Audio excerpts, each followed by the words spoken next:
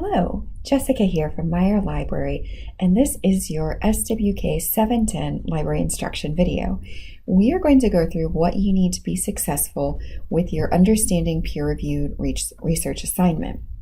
So we're going to begin on the library homepage, libraries.missouri.state.edu. I recommend you bookmark this.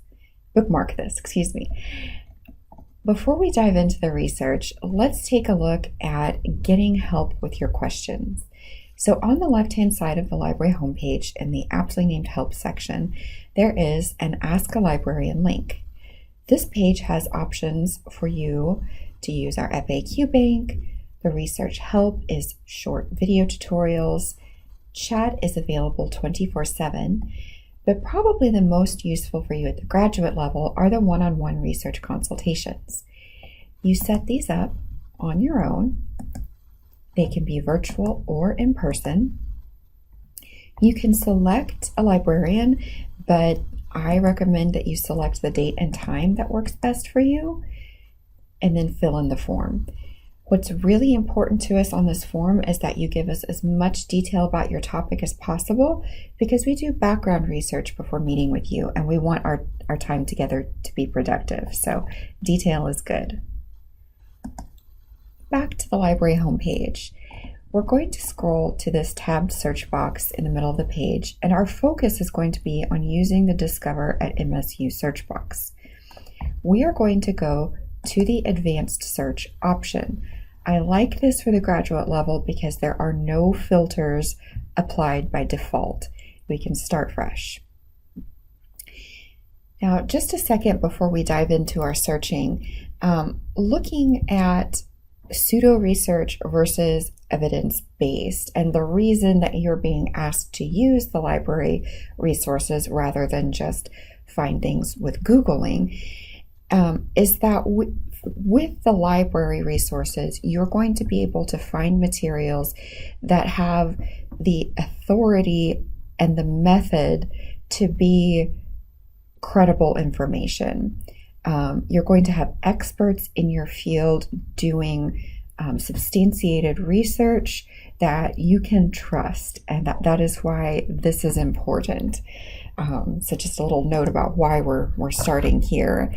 All right, so I'm going to enter my keywords, and you'll notice in the advanced search, it just breaks up your keywords for you using the word "and," which is what we want to do to connect terminology, and we'll click search.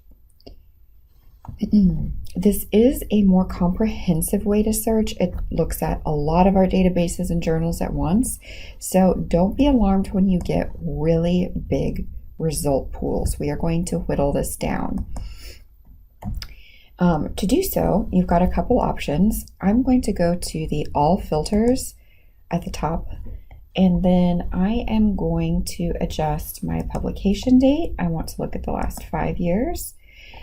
I'm going to select a language because English is my only language of fluency. And then I'm going to select scholarly or peer-reviewed. And this makes sure that we are looking at the articles that have gone through the peer review process. So experts in a field reviewing another expert's study before it can be published, again, adding to those layers of credibility. And then we'll hit apply. Okay.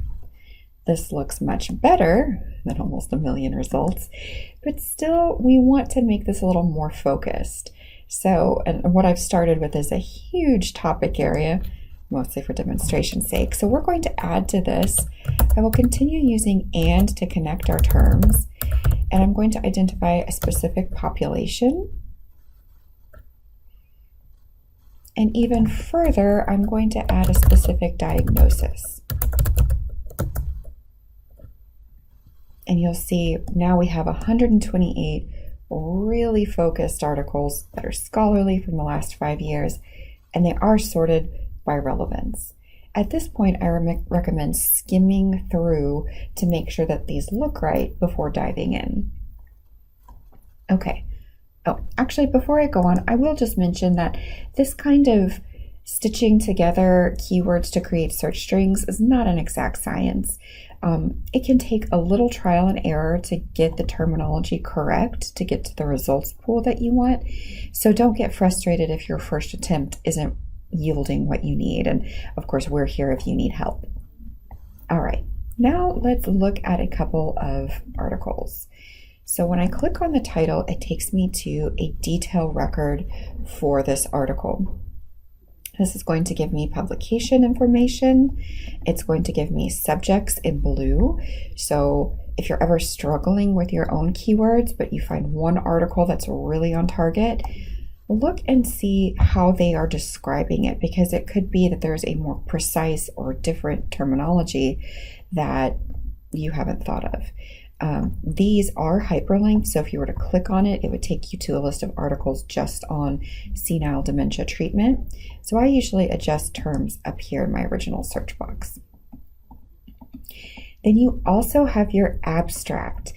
This is going to be a great place to skim through, make sure your article's on topic, and most importantly for what you're doing for this assignment is it's going to tell you about the methodology the authors used. So the research design method, this is going to tell you, okay, this is what they did. So when you're trying to determine, okay, what was the research design that these used, it's telling you right here, this is a mixed methods. Here's what we did: questionnaires, focus groups, interviews, etc. So that's a really easy place to grab that information because unfortunately we don't have a way to search by research design type, at least not well. Sometimes you can try in your keywords to put and mixed methods or and quantitative. And sometimes that's helpful and sometimes it's just not. So I wouldn't count on that entirely. I would look to the abstract first. All right. Also on this page, you have some tools at the top for saving. Both Save and the Add to Project are internal platform tools, so you'll see your dashboards. You can create projects or folders or just bookmark and save. There is also a citation tool, so when you are doing your APA citations, you may certainly start here, but you've got to double check these against a style guide. It will mess up on things sometimes. This actual one looks pretty good, but usually it will mess up on the title of the article and it won't put it in sentence case. So again, just kind of get in the habit of double checking them, but use this. It's a good tool. Also, you can share. So if you're wanting to send this to Google Drive or OneDrive, you can do that, or to your email. You can also create a link here, but something exciting with an update we just had, the URL in the browser is now a stable URL, so you can use that one too. Yay! And you can also download the article. All right, so that was kind of the nuts and bolts of this detail record page. Let's talk about pathways to full text. So if I want to read this article, I will go to my access options, and in this case, I have a PDF right here. So that is what I'm going to open. And while I'm opening this article, we're going to take a quick skim through of just the anatomy of a scholarly article and the different components in that. So there can be a little variance depending on the journal and different requirements they have. Again, you'll usually have your abstract, and then you'll usually have an introduction, background, literature review, and then they'll get more into that method section or the research design, which you will want to look at more closely.